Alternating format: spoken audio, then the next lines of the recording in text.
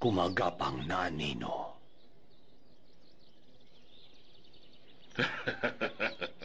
Master Jiraiya, Bakit? Anong kailangan mo sa akin, Kakashi? may gusto lang po sana akong sabihin. Ay, nako. Importante ba yan? Marami kasi akong ginagawa ngayon eh.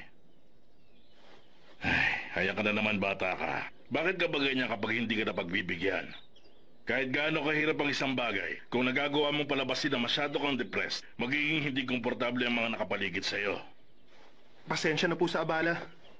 Ay nako, sandali lang. Nandito ka na rin naman eh. Sabihin mo na. Pero, ayoko pong istorbohin ang mahalagang ginagawa nyo.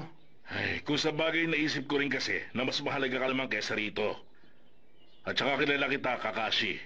Wala ka bang kinakausap ngayong araw, hindi ba? Tandaan mo to, Kakashi. Dapat matuto ka makipag-usap sa ibang tao, kahit simpleng pagbati lang, para hindi ka maging pusong bato at masyadong seryoso. Ang pakikipag-usap sa iba, nagdudulot ng malalim na ugnayan sa pagkakaibigan. Ipapaalala sa iyo nito na magpasalamat dahil buhay ka pa. Ganyang uri ng mga nilalang ang mga tao. O siya, ano ba nangyari? Kasi, tungkol po ito sa 3 bata na nagmula sa bayan ng Ami. At naging estudyante nyo, Master Jiraiya. Aha!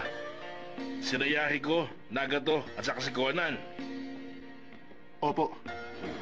Ayon sa mga narinig ko, nagdadala sila ng pagbabago sa buong bayan ng Ami. Hindi sila gumagamit ng dahas, kundi malumanay na pakikipag-usap lang. Ganon?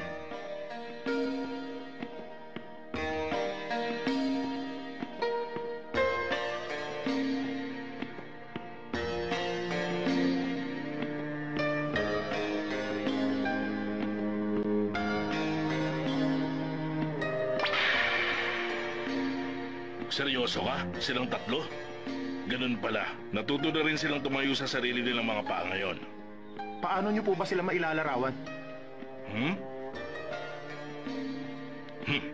Nagiging interesado na siya sa ibang tao. Mukhang magandang senyales ito. Punong-puno ng pag-asa si Yahiko. Determinado at diretso ko mag-isip at magpasya sa lahat ng pagkakataon. Sana naman, maging malakas din ako pagdating ng araw.